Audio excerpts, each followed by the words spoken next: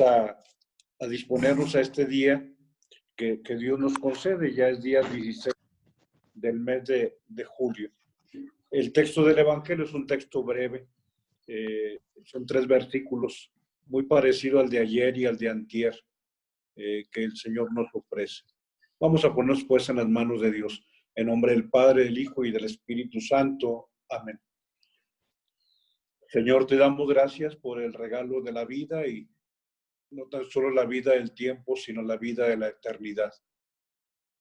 Gracias, Señor, por la vida biológica y gracias por la vida espiritual.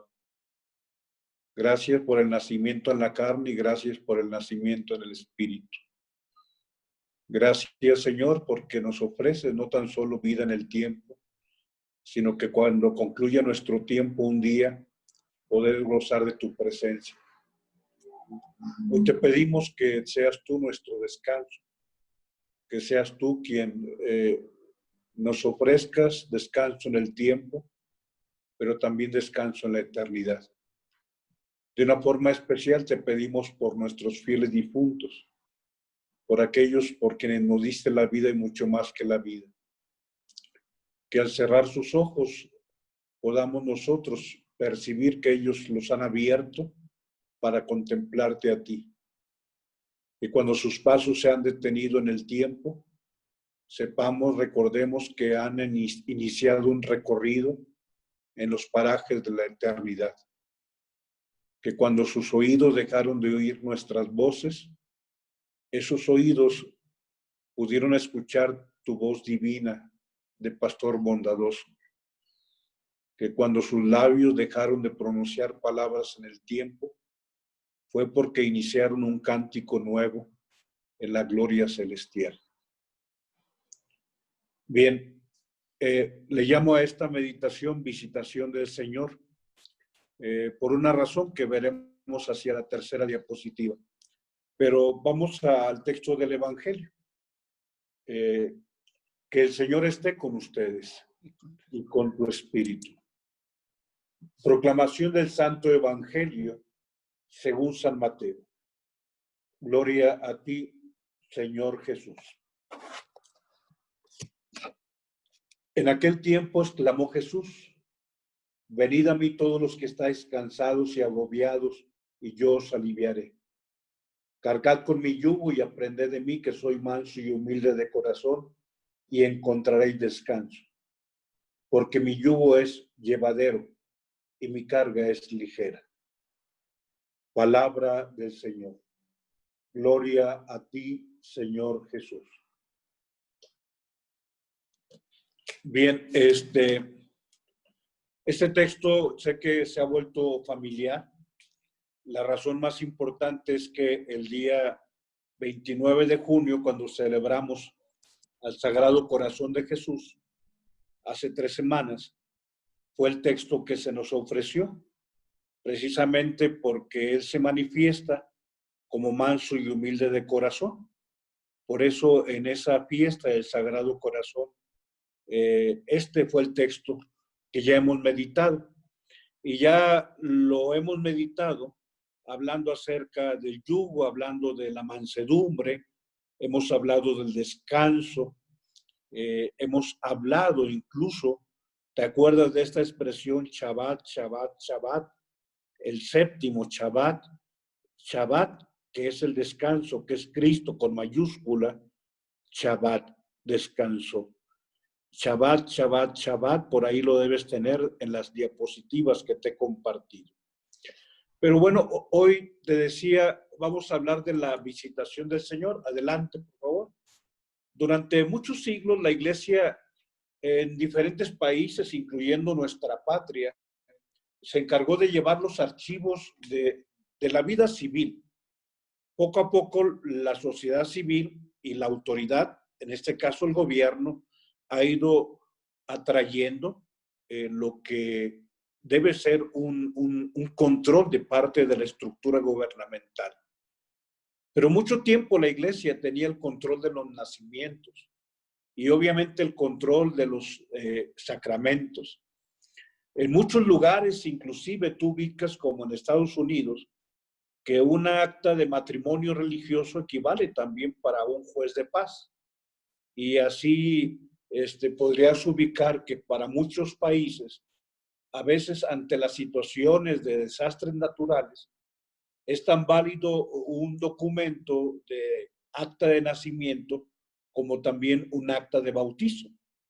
Incluso en el registro civil de nuestro querido estado de Nuevo León, cuando de pronto tienen alguna duda sobre algunos datos de alguien que ha nacido, solicitan como una acta de fe, así se le llama también, no tan solo por la fe cristiana, sino como un elemento que permite poder respaldar los datos, el acta del bautismo como un elemento complementario.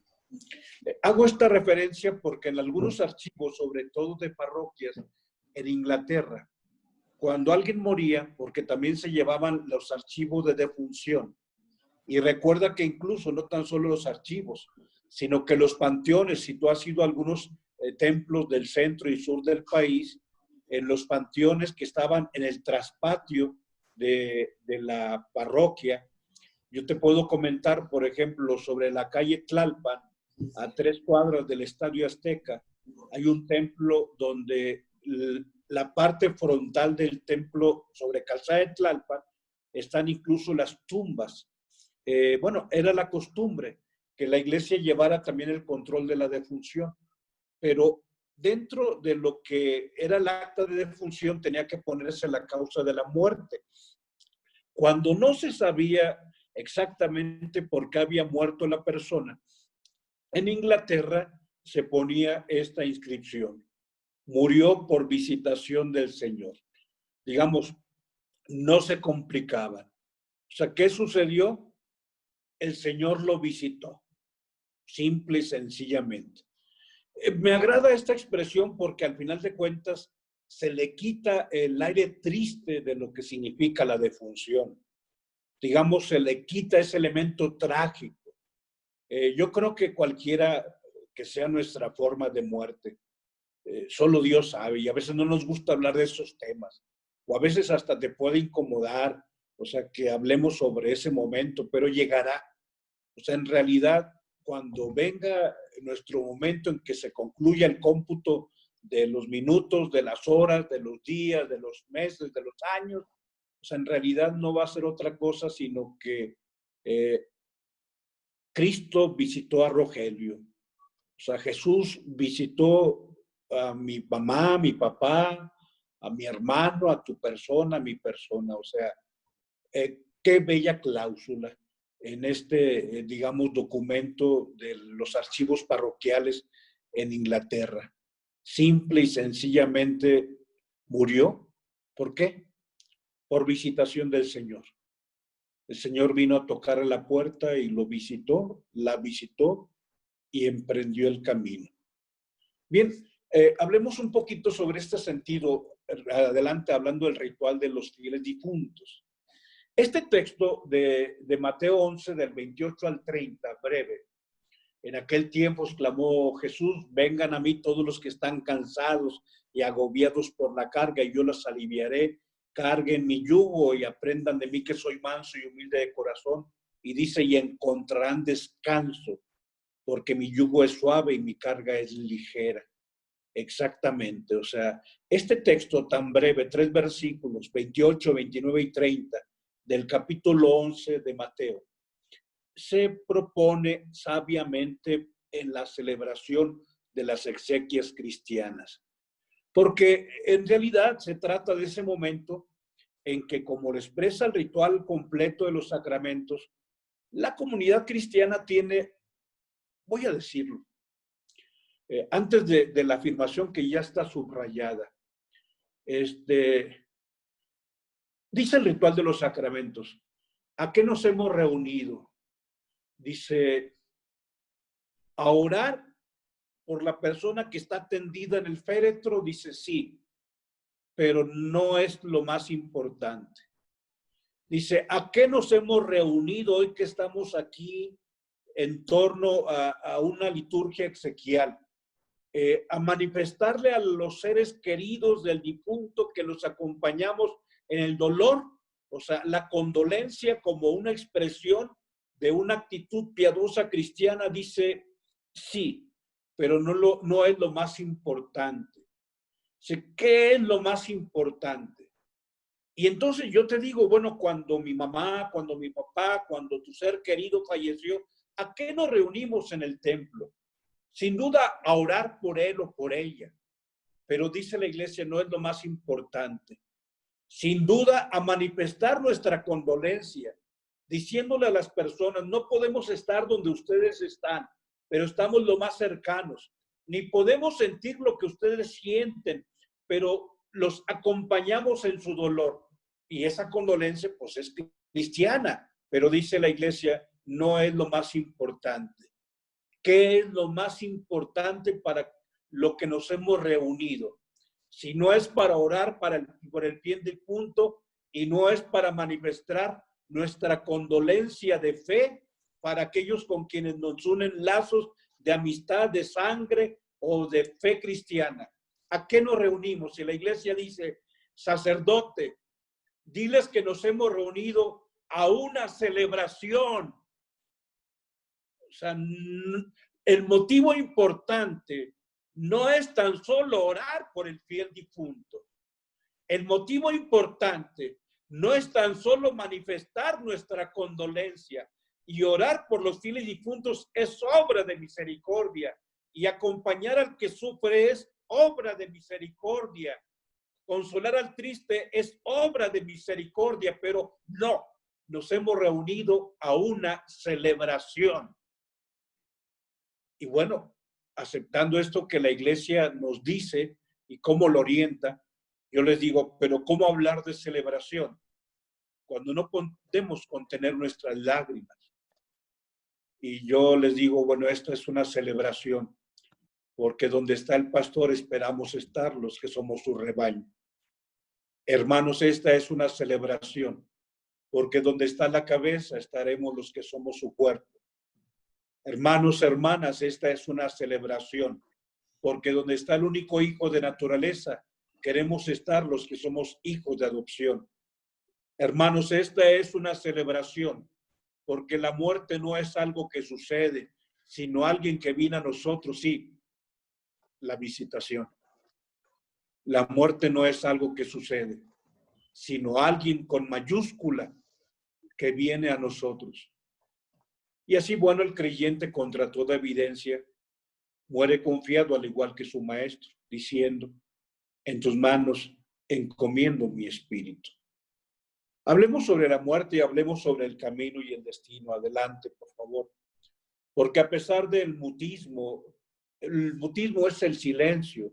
El mutismo es lo que yo ya no alcanzo ni siquiera a pronunciar una palabra. El mutismo es de pronto donde digo, ¿qué les digo a los deudos?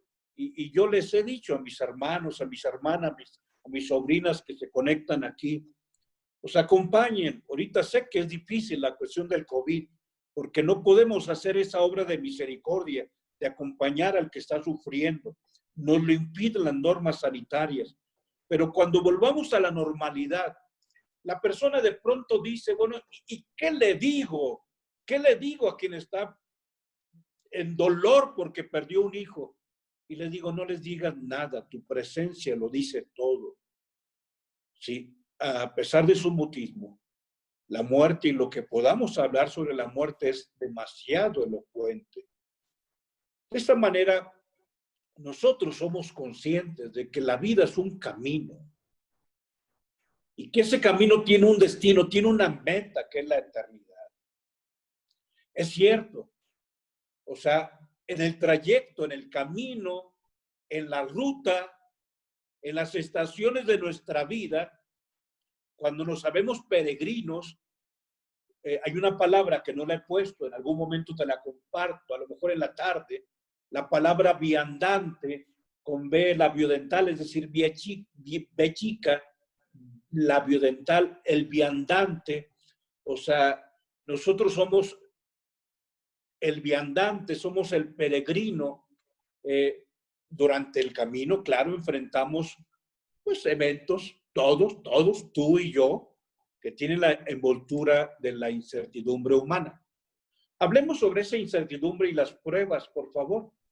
Hablemos adelante de una vida que en el trayecto, al mismo tiempo que nos ofrece la oportunidad de la vida eterna, porque sí, la vida eterna le corresponde a los que han vivido el presente, y para ti, para mí, este mundo y este tiempo es la antesala de la eternidad. Sí, la vida en ese trayecto es una oportunidad que nos abre las puertas de la vida eterna. Pero no negaremos ni tú ni yo que durante este trayecto y acompañado de esas oportunidades, también hay pruebas. Y en esas pruebas tenemos que manifestar fortaleza. En esas pruebas debemos manifestarnos constantes, es decir, perseverantes, leales, fieles. Y entonces tú y yo durante esas pruebas debemos ejercitar la generosidad, la fe, la paciencia. Las pruebas, si tú y yo no tenemos la generosidad, la fe y la paciencia, se pueden constituir en un peligro de pecado. Así, por ejemplo, una grave enfermedad o quizá la pandemia que hoy vivimos puede constituirse en una ocasión donde tú y yo, en paz, aceptamos la voluntad de Dios, o también puede inducir que tú y yo de pronto nos desesperemos. Debemos saber que nuestra vida cristiana adelante no debe tenerle miedo a los momentos difíciles, porque nuestra vida cristiana tenemos que reproducir la vida de Cristo. Y así tú y yo, fíjate, te lo comento porque algunos de los que están aquí hemos vivido precisamente una reflexión en este entorno. Un día en la parroquia del Rosario hicimos lo que llamamos el Faro, que son familias del Rosario. Y yo les decía, es que, o sea, ¿cómo hacer un retiro? Hagámoslo con los misterios del Rosario. Si estas parroquias del Rosario, hablemos de los misterios que tiene la vida de la persona, porque los misterios del Rosario no son más que los misterios de salvación que Cristo vivió, pero los misterios también de nuestra vida. Y nuestra vida tiene misterios de gozo, y nuestra vida tiene misterios de luz, nuestra vida tiene misterios de dolor, nuestra vida tiene misterios de gloria. Hay misterios de gozo en el nacimiento, en el estar en casa, misterios de gozo en el enamoramiento, misterios de gozo cuando alguien se casa, misterios de gozo cuando alguien tiene hijos. Hay misterios de luz, claro, en los sacramentos, con la gracia de Dios. Y esa gracia de todos los días, la gracia donde Dios me ilumina, pero la gracia también cuando Dios te concede el regalo del sacramento, de los sacramentos. Pero decía, también hay misterios de dolor. Y hay dolores que te duelen a ti, y hay dolores que le duelen a tu hermano, pero te duelen más a ti porque tú quisieras que no le doliera a tu hijo lo que le está doliendo. Sí, en el Viernes Santo hay dolores como los de Cristo, que está en la cruz, y hay dolores como los de María. Quisiera bajarlo de la cruz y ella poder sentir lo que él está sintiendo. Bueno, efectivamente, pero sabemos que no tan solo terminan los misterios de dolor, sino hay misterios de gloria también. El Señor nos comparte la cruz.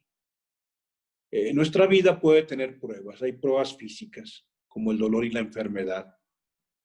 Hay pruebas psíquicas como la angustia, los temores, los miedos. Hay pruebas espirituales externas cuando de pronto se fracasa, cuando hay desilusiones.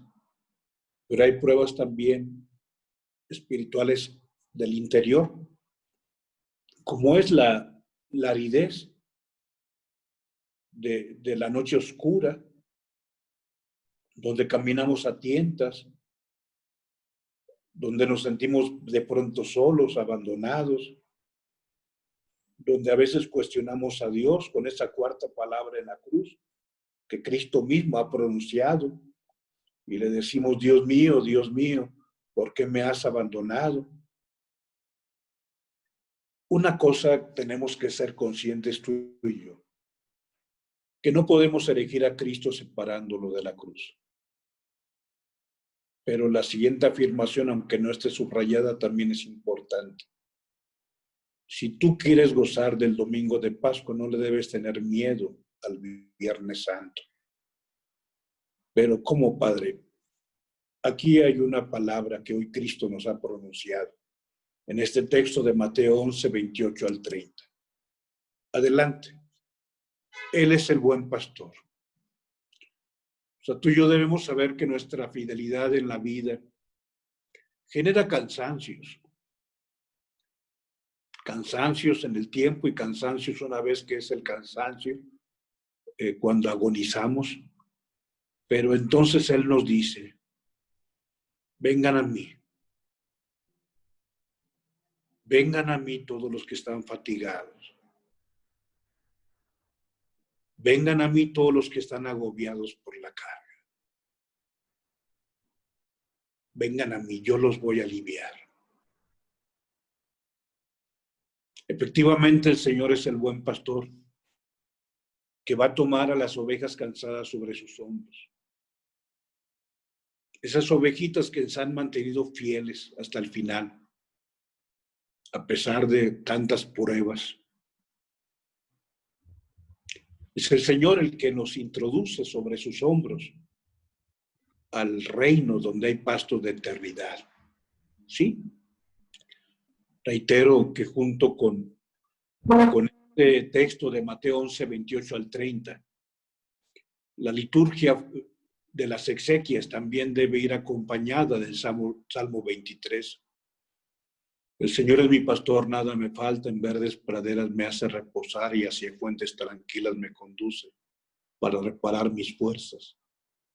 Por ser un Dios fiel me guía por el sendero recto, así aunque camine por cañadas oscuras, nada temo, porque tú estás conmigo, tu vara y tu cayado me dan seguridad. Tú mismo me preparas la mesa a despecho de mis adversarios. Me unges la cabeza con perfume y llenas mi copa hasta los bordes. Tu bondad y tu misericordia me acompañarán todos los días de mi vida. Y un día habitaré en la casa del Señor por años sin término. Y así dice ese texto final o este parrafito que viene en la parte de abajo. Es el Señor el que les introduce sobre sus hombros al reino en el que existen verdes prados de eternidad, después de pasar por las cañadas oscuras de la muerte. Así podemos decir que el descanso que Cristo nos ofrece, adelante, es la resurrección. La Iglesia nos invita para que en medio del enigma y la realidad tremenda de la muerte, celebremos la fe en el Dios que da la vida. Dios es un Dios de vivos, no de muertos. Él es la fuente de una vida que se nos escapa, pero es la meta de un hombre que confía en Él. Dentro del corazón de la muerte, la Iglesia proclama la esperanza de la resurrección. Y mientras que toda mente fracasa, el creyente sabe que ha sido creado por Dios para un destino feliz, donde la muerte corporal descansa, se convierte en vida. Por eso adelante hablamos, descansa en paz.